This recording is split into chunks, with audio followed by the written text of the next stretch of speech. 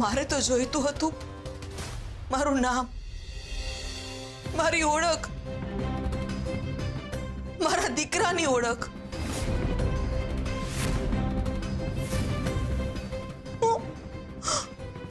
હું અહીંયા તમારા બધાનો પ્રેમ મેળવવા માટે આવી હતી, તમારી લાગણી મેળવવા, અને સૌથી વધારે મારા પતિનો પ્રેમ અને મારા પતિને મેળવવા માટે આવી હતી.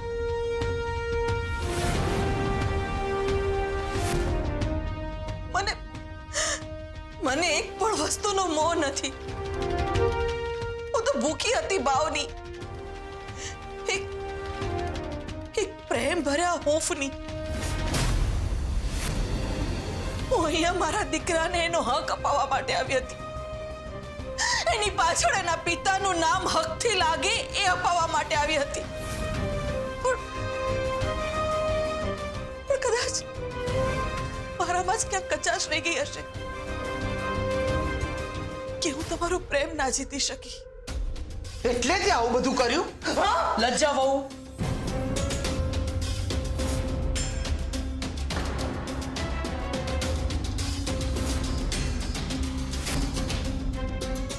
નહીં, હું તમારા બધા આગળ હાથ જોડીને માફી માંગુ છું.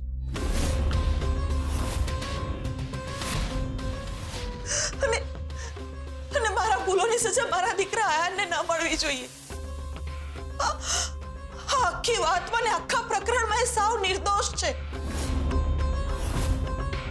અને નિર્દોષ સજા ન મળે એ માટે હું ફરીથી તમને બધાને હાથ જોડીને વિનંતી કરું છું, મને માફ કરી દો. અનસૂયા વહુ, જો તમને તમારી ભૂલોનો પસ્તાવો થતો હોય તો નવેસરથી જીવનની શરૂઆત કરો ને. જિંદગી ઘણી બાકી છે હજુ. તમે આમ હિંમત હારી જશો તો તમારી ભૂલોનું પ્રાયશ્ચિત કેવી રીતે કરશો? એ જ તો કરવા આવી છું મોટી બા. કદાચ તમે મારી ભૂલો માટે મને માફ કરી દેશો, પણ હું મારી જાતને ક્યારેય માફ નહીં કરી શકું. મેં ક્યારેય નહોતું વિચાર્યું કે હું જેલના સળિયા પાછળ જઈશ. અંધકારના આવેશમાં આવીને મેં કેવા કેવા તીરો છોડે. કોને લાગશે, કેવા વાગશે, એનું દુઃખ કેવું હશે, એની મેં જરા પણ ફિકર ના કરી. આ ગુનો છે, ઘોર પાપ છે, અને એનું પશ્ચાતાપરૂપી પરિણામ એક જ હોઈ શકે છે.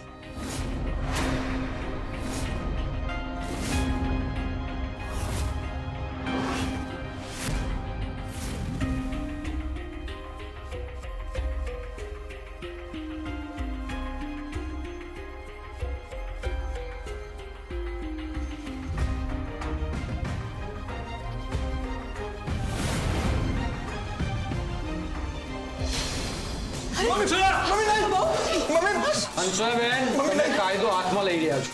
પ્લીઝ મને ગન આપી દો. જો તમારાથી કોઈ પણ ચૂક થઈ ને તો અહીંયા કોઈ પણનો જીવ જઈ શકે એમ છે. લાવ. જોયું મોટી બા, તમે આને માફ કરવાનું કહેતા હતા અને મોટી મોટી વાતો કરતા હતા, અને જેવી જ હાથમાં બંદૂક આવી તો એનો અસલી રૂપ બહાર આવી ગયો ને. તમે બંદૂક મૂકી દો. અંશાંટી પ્લીઝ તમે શાંત થઈ જાઓ પ્લીઝ. મમ્મી પ્લીઝ ગન મૂકી દે ને પ્લીઝ. ને મમ્મી આપી દે. અનસુયા તું આ શું કરી રહી છે? આ રમકડું નથી. અરે ભૂલથી કોઈ ભૂલ થઈ ગઈ ને તો કોઈનો જીવ જશે. ઇન્સ્પેક્ટર સાહેબને એમની બંદૂક આપી દે. અનસુયા આંટી વાતને સમજો. તમારી એક ભૂલ જીવનભર માટે અફસોસ બની જશે. પ્લીઝ ગન પાછા આપી દો. ગન પાછા આપી દો. તમને લોકોને શું લાગ્યું હું આ બધું તમને લોકોને મારવા માટે કરી રહી છું? નહીં, હું આ બધું મારા મુક્તિના માર્ગ તરફ જવા માટે કરી રહી છું. બસ બહુ થયું. બસ કરો બધા. અરે જતા જતા એટલું જ કહું છું કે હું ખરાબ નથી. હું તો ખાલી રસ્તો ભટકી ગઈ હતી. પણ તમને બધાને હાથ જોડીને પ્રાર્થના કરું છું કે મારા આયાનનું ધ્યાન રાખજો. ફરી તમને બધાને હાથ જોડીને વિનંતી કરું છું, મને માફ કરી દેજો. નહીં અંશુ આંટી,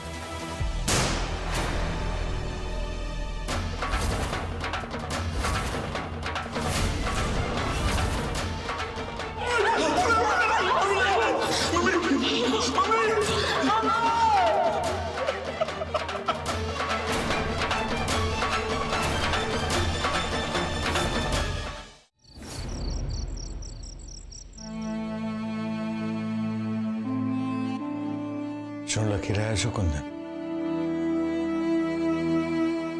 અનસુયા વહુનો શોક સંદેશ.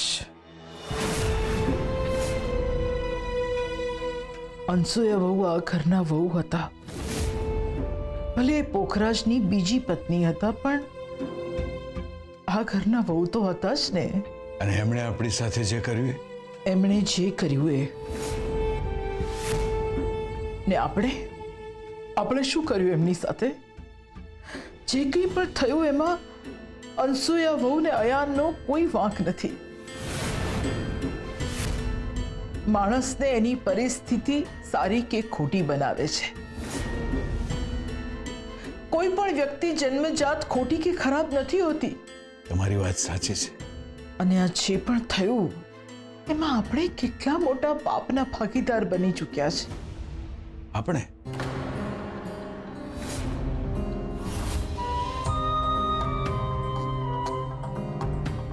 હા, આપણે જે આંગણામાં તુલસીની પૂજા થતી હોય એ જ આંગણું લોહીથી રંગાઈ ગયું.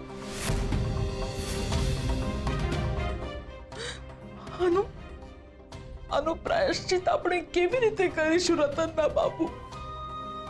કંઈ પણ કરીએ આપણે પ્રાયશ્ચિત નહીં કરી શકીએ. કારણ કે અમુક પાપ એવા હોય છે જે આપણે કંઈ પણ કરીએ નથી ધોવાતા. તમારી વાત સાચી છે કુંદન. અમુક પાપ એવા હોય છે કે જે આપણે કંઈ પણ કરીએ ક્યારેય એ પાપ ધોવાતા નથી. પણ છતાંય માણસે પ્રાયશ્ચિત કરવાનું ક્યારેય ના છોડવું જોઈએ. અને આ પ્રાયશ્ચિત તમારા એકલાનું નથી કુંદન, મારા પર પણ એટલું જ લાગુ પડે છે. હું તમારી સાથે છું.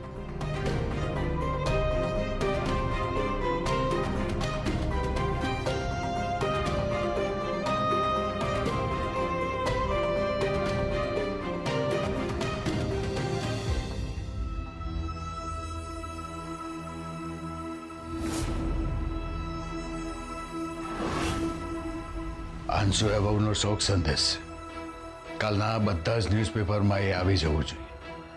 એટલે હમણાં જ એજન્સીમાં જઈ અને આ નોટ આપી આવો.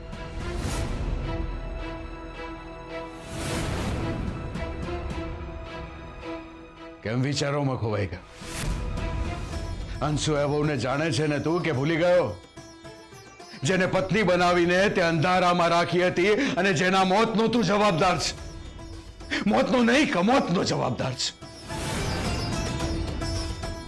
એ અંશુયા વહુ કે જેને એના દીકરાથી એની માને અલગ કરી દીધો, એનો તું જવાબદાર છે. કાયમ માટે એના દીકરાથી માની મમતા છીનવાઈ ગઈ, જેનો તું જવાબદાર છે. એ અંશુયા વહુ કે જેણે પોતાનું આખું જીવન તને આપી દીધું અને એના બદલામાં એમને શું મળ્યું? મોત. મોત ને કમોત, જેનો તું જવાબદાર છે. તું જવાબદાર છે આ બધાનો. હું જવાબદાર છું. હું જવાબદાર છું. હું જવાબદાર છું. હું જવાબદાર છું. હું જવાબદાર છું. મોટી માં, હું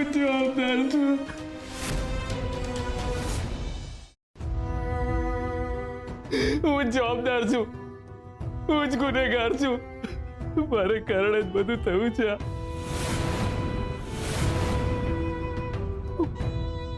હું એને એનો ન્યાય ના આપી શક્યો, એને હક ના આપી શક્યો, મારે કારણે જ એને આ પગલું ભરવું પડ્યું. મોટી બા, હું માત્ર આયાન ને અનસૂયાનો ગુનેગાર નથી, પણ આખા પરિવારનો ગુનેગાર છું. તમે સાચું કહ્યું મોટી બા, મેં મોત નહીં કમોત આપ્યું છે. હસતા રમતા સુખી પરિવારને વેર વિખેર કરી નાખ્યો મેં. ઝવેરી પરિવારના માથે કાળી ટીલી છે મોટી બા, કાળી ટીલી છે.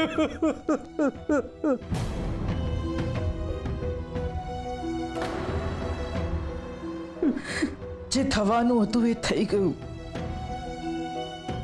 શાંત થઈ જા પોખરાજ, શાંત થઈ જા. જે થઈ ગયું એને આપણે બદલી નથી શકવાના, પણ જીવનમાં આગળ વધવાનું ને મજબૂત બનવાનું છે તારે.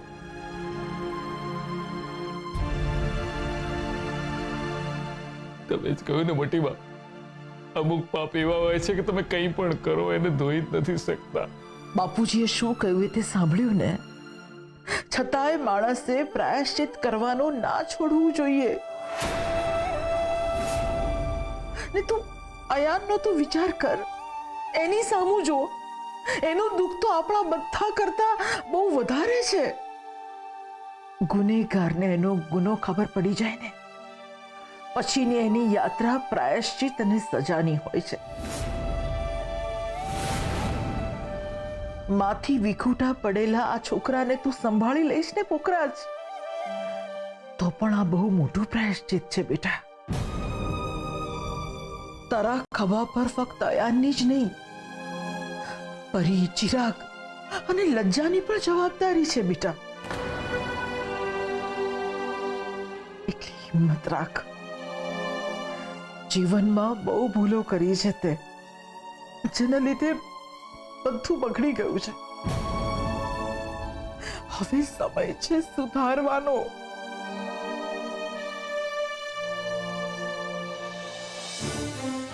પરી, ક્યાં જઈ રહી છે તું? મારી ફ્રેન્ડ પાસે મુંબઈ. પણ કેમ? જેના ઘરમાં પોતા અને પારકા વચ્ચે કોઈ તફાવત નથી, એ ઘરમાં હું રહીને શું કરું? ચિરાગભાઈ, ઘરમાં તો જાણે કોઈને સાચું દેખાઈ જ નથી રહ્યું. પરી, હું તારો ગુસ્સો સમજી શકું છું. ચિરાગભાઈ, મારા હૃદયમાં આગ લાગી છે. અયાનને અહીંયા રહેવા દીધો, એને અહીંયા શું કરવા રહેવા દેવો જોઈએ? એની માએ શું કર્યું? આપણી મમ્મીને મારી નાખવાનો પ્રયત્ન કર્યો, આપણી મમ્મીને કિડનેપ કરી.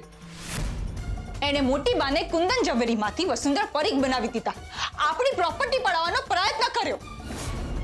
એની મમ્મી આપણી મમ્મીનું શું? એની મમ્મી અત્યારે જીવતી નથી, એના જવાબદાર એ પોતે જ છે. આ બધામાં આપણી મમ્મીને કઈ થઈ ગયું હોત તો?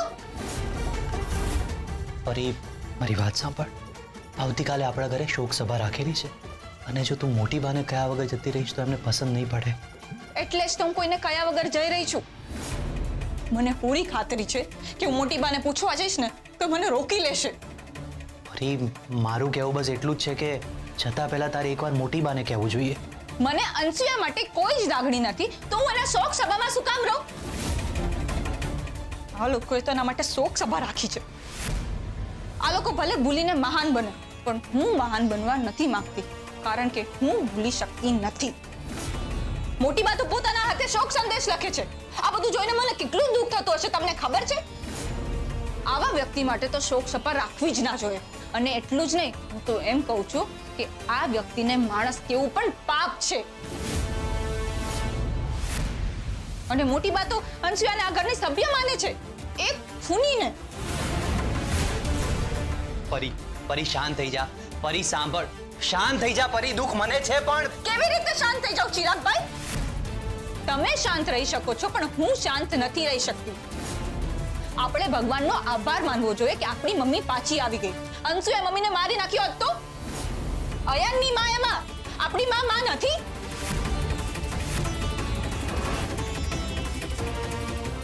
આ બધા વિચારો મને આવે છે, પણ મારું કહેવું એટલું છે કે તારે જતા પહેલા મોટી બા સાથે વાત કરી લેવી જોઈએ. ચિરાગભાઈ, વાત એની સાથે થાય જે સાંભળવા અને સમજવા તૈયાર હોય. આ બધું તો એક પક્ષ ચાલે છે ને. બધાને અયન અને રૂપ માટે સાનુભૂતિ છે. કેમ? કારણ કે એની મમ્મી મરી ગઈ છે. પણ જેની મમ્મી મરતા મરતા બચી છે એવા આપણા માટે કોઈના મનમાં વિચાર પણ આવ્યો નહીં. ચિરાગભાઈ, હું મોટી બાને કહેવા જઈશ ને તો એ મને રોકી લેશે, લાગણીની વાત કરશે. મારી લાગણીનું શું જે દુભાઈ છે? ચિરાગભાઈ, જ્યારે કોઈ માણસ ચૂપ થઈ જાય છે, આશા છોડી દે છે, એ પહેલા એણે એની વાત અલગ અલગ રીતે રજૂ કરવાનો પ્રયત્ન કર્યો હોય છે અને પછી એ સમજાવવા માટે ઝઘડો કરે, બૂમો પાડે અને તોય કોઈને ફરક ના પડે ને, ત્યારે એ થાકી જાય છે. અને ચિરાગભાઈ, હું થાકી ગઈ છું. કારણ કે મને ખબર છે હું જેટલી પણ બૂમો પાડીશ કોઈને કાંઈ જ ફરક નથી પડવાનો. અને ચિરાગભાઈ, જ્યારે માણસ ચૂપ થઈ જાય છે ને એ પહેલા એ બહુ જ બૂમો પાડી ચૂક્યો હોય છે. એટલે મારે અંશુયાના શોક સભામાં નથી આવવું. શોક સભામાં તો મારે પણ નથી જવું, પણ શું કરું? કયા વગર છુટકારો નથી. ચિરાગભાઈ, તમે એટલું જ ઈચ્છો છો ને કે હું મોટી બાને કહીને જાઉં? હું એમને પછી ફોન કરી દઈશ, પણ અત્યારે તમે મને જવા દો પ્લીઝ. Chiragbhai, please.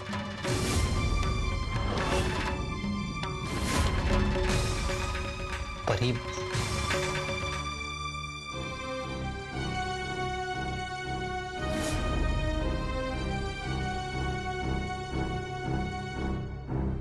હું પણ તારી જેમ નીકળી શકતો હોત તો કેટલું સારું હોત. લાગણી તો મને પણ નથી, પણ મોટી બા માટે મારે શોક સભામાં હાજરી આપવી પડશે. જીવતા જીવત તો બધું ગંદુ કર્યું, પણ મરતા મરતા પણ ઘર ગંદુ કરીને ગઈ. એને મરવું જ હતું તો કૂવામાં કૂદીને પણ મરી શકતી હતી ને. પણ ઘરમાં ગોળી મારીને ઘરના બધાને હેરાન કરીને ગઈ. લજ્જા ભાભી, હવે જે વ્યક્તિ રહ્યું જ નથી એની પાછળ આવા શબ્દો બોલવા આપણને ના શોભે. મીરા, મર્યા પછી પણ તમારા કર્મો ક્યારેય ભૂસાઈ નથી જતા. એ તો જીવતા જીવ પણ તમારી સાથે હોય છે અને મર્યા પછી પણ તમારી સાથે જ રહેશે. અને આ અનસુયા, એ તો કર્મોના સાથે એના સંતાનને પણ આ ઘરમાં મૂકીને ગઈ. પોતું મારવાથી શું ઘર સાફ થઈ જશે? અરે જે ઘરમાં એના પગલા પડ્યા છે, જે ઘરમાં એ રહી છે, જે ઘરમાં એ મરી છે, એને તો ગંગાજળથી પણ સાફ કરીએ ને તોય ઓછું છે. લજ્જા ભાભી, આ સમય છે આ બધી વાતોનો. મોટી બાને આપણે ગુમાવી ચૂક્યા હતા, તમને ગુમાવી ચૂક્યા હતા. તમે લોકો માંડ અમને પાછા મળ્યા છો અને તમે અને ગુમાવવામાં હાથ કોનો હતો? તમારી અનસુયાનો જ ને. અરે ઘરની શાંતિ કોણે ભંગ કરી? અનસુયાએ જ ને. એ તો ભગવાનનો આભાર, ભગવાનની દયા કે હું ને મોટી બા ઘરમાં પાછા આવી ગયા. બાકી એણે તો કોઈ જ કસર બાકી નથી મૂકી. લજ્જા ભાભી, હું પણ એ જ કહી રહી છું કે ભગવાનની દયાથી બધું જ સારું છે. અને હવે જે વ્યક્તિ રહ્યું નથી એના માટે તમારા મનમાં કોઈ પણ વાત નહીં રાખો, બધી વાત કાઢી નાખો. કાઢી નાખત મીરા. જો અયાન નામનું બીજ આ ઘરમાં ન રાખ્યું હોત તો બધું જ મનમાંથી કાઢી નાખત. પણ જે ઘરમાં સાપના બચ્ચા રહેતા હોય એ ઘરમાં આંધળું બનીને કઈ રીતે ફરી શકાય? અને એના બચ્ચામાં પણ ઝેર તો હોવાનું જ ને. ક્યારે એ સાપ આપણને ડંખ મારી જાય એની શું ખાતરી? મોટી બાએ આ સાપના બચ્ચાને મારી છાતી પર લાવીને બેસાડી દીધું છે. એ સારું નથી કર્યું મીરા. અને એના ડાઘ એટલા જિદ્દી છે કે જવાનું નામ જ નથી લેતા. તું છોડા બધું મીરા. અત્યારે રસોઈનો સમય થઈ ગયો છે. તું જઈને ગોળ પાપડી બનાવ, હું ગંગાજળથી બધું સાફ કરી દઉં છું. લજ્જા ભાભી, ઘરમાં મરણ થયું છે અને આવા સમયે ઘરમાં રસોઈ નથી બનતી. તમે નથી જાણતા? એ પોતાના ઘરનું કોઈ મર્યું હોય તો ને. કેમ કે આપણા કંઈ નથી લાગતા? તારા લાગતા હશે, મારી તો એ કંઈ જ નહોતી લાગતી. દુશ્મન હતી મારી, દુશ્મન. એ તો ભૂલી ગઈ છે મીરા કે રાવણ મર્યો ને પછી પણ આપણે દિવાળી તો ઉજવીએ જ છીએ. નવા નવા કપડાં પહેરીએ છીએ, જાત જાતની મીઠાઈઓ ખાઈએ છીએ. હોલિકા દહન પછી પણ આપણે હોળી તો ઉજવીએ જ છીએ ને. એનો અર્થ એ થાય છે મીરા કે કોણ મર્યું છે એના પર બધું નિર્ભર કરે છે.